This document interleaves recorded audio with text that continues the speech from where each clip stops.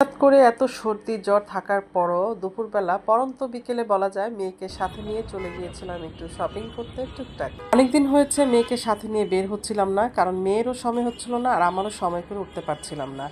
তাই চলে আসছি আজকে, হঠাৎ করে প্রোগ্রামটা হয়ে গেছে যে আজকে আমরা একটু টুকটাক শপিং করব। আসসালামু আলাইকুম রহমতুল্লাহ বারাকাতু। কেমন আছো সবাই? আমি কেমন আছি এটা নাইবা বললাম, ভালো আছি, বেঁচে আছি। এখন যেহেতু শপিং সেন্টারগুলো খুব তাড়াতাড়ি বন্ধ হয়ে যায়, তো আমাকে আসলে বিকেলে বের হতে হয়েছে, কারণ সন্ধ্যার পর আসলে শপিং সেন্টারগুলো তাড়াতাড়ি ওই যে বললাম বন্ধ হয়ে যায়।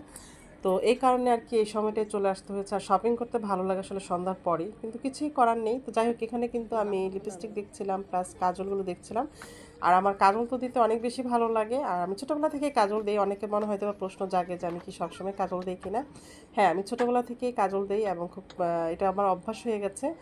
আর এখানে কিছু টুকটাক কসমেটিক্সও নিচ্ছিলাম, মেয়েও নিচ্ছিল, আমিও নিচ্ছিলাম। তো যাই হোক, আজ কিন্তু ভীষণ গরম পড়েছিল, এত গরম কি বলবো। তো গরমের মধ্যে শপিং করতে বের হয়েছি, এর মধ্যে আবার আমার মেয়েটার রোজা ছিল। তো আজকে অবশ্য আমার মেয়ে রোজা শেষ হয়ে গেছে, আর আমার রোজাটা কিছুদিন আগে শেষ হয়ে গেছে আলহামদুলিল্লাহ। তো এখান থেকে কেনাকাটা করে যখন আমরা দেন বের হলাম, তখন দেখলাম আসলে ইফতারির বেশি একটা সময় নেই, মানে আধা ঘন্টার মতো হবে। তো মেয়ে আমাকে বলছিল যে আম্মু বেশি লেট করা যাবে না, যেহেতু আমার মেয়ে বাসায় গিয়ে ইফতার করবে। তো আমি আসলে তাড়াতাড়ি সেখান থেকে বের হয়ে তো আরেকটা স্টলে গেলাম, এখান থেকেও কিছু টুকটাক কসমেটিক্স নিয়ে নিলাম। আর আমার জন্য না, আমার মেয়ের জন্য কিছু, আমার জন্য কিছু। কসমেটিক্স বলতে আমার যেটা বোঝায়, আমি জাস্ট একটু কাজল পরি আর একটু লিপস্টিক, এটাই আমার কসমেটিক্স। আমি অবশ্য মেকআপ ইউজ করি না। তো যাই হোক, এখানে মেয়ে আমাকে বলছিল যে আম্মু তুমি তো, আমি আবার একটু গ্রামে যাব, তো আমি ভাবছিলাম যে আমি একটু মেহেদি পরবো আর আমার সাথে যারা যাবে ওরাও পড়বে। তো আমি বললাম যে তাহলে তো, আমার মেয়ে আমাকে মনে করিয়ে দিল যে আম্মু মেহেদি নিয়ে নাও। তো আমি মেহেদি নিয়ে নিলাম। ইনশাল্লাহ ইচ্ছা আছে যে পরবো, যদি শরীর ভালো থাকে বা মন ভালো থাকে তাহলে পরবো। ছোটবেলা থেকে কিন্তু আমার মেহেদি পরতে ভীষণ ভালো লাগে। যাই হোক, সেখান থেকে বের হয়ে দেখলাম অনেক সুন্দর সুন্দর ফুল ফুটে আছে। এটা কিন্তু রিয়েল ফুল, আবার ফেক ভাববে না।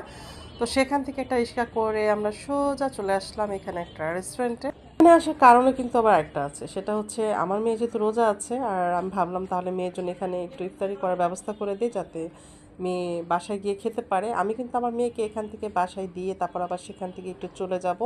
লিজা অনেক অসুস্থ, তো ওকে নিয়ে একটু হসপিটালে যাব। আমার কাছে নর্মালি কিন্তু এখানকার খাবারটা অনেক বেশি ভালো লাগে। তো আমি এখানে যখন আসি বা খাই, আমার কাছে খুব ভালো লাগে। তো যেহেতু রোদের মধ্যে অনেক একটু হাঁটাহাঁটি করেছি, বা এখানে কিন্তু আমার মেয়ের সাথে আমি আসলে ডিসকাস করছিলাম যে ও কী খাবে, কারণ এখানে তো আমি খাবো না। তো আমি মেয়েকে বললাম তুমি অর্ডার করে দাও, আর মেয়ে তো আমার মাথায় বাড়ি কী করার আছে। তো মেয়েকে নিয়ে বের হলে আসলে আমার ব্যাগের সব টাকা খালি করে দিতে হয়। তো আমি কিন্তু এখানে একটা বাদামের শরবত খেয়ে নিচ্ছি, আমার প্রচণ্ড গলা শুকিয়ে গিয়েছিল। তো এই তো খাবারটা নিয়ে আমরা আসলে তাড়াতাড়ি সেখান থেকে চলে গেলাম। এই তো ভিডিওটা তোমাদের যদি ভালো লাগে অবশ্যই লাইক করবে, কমেন্ট করবে, সাবস্ক্রাইব করবে।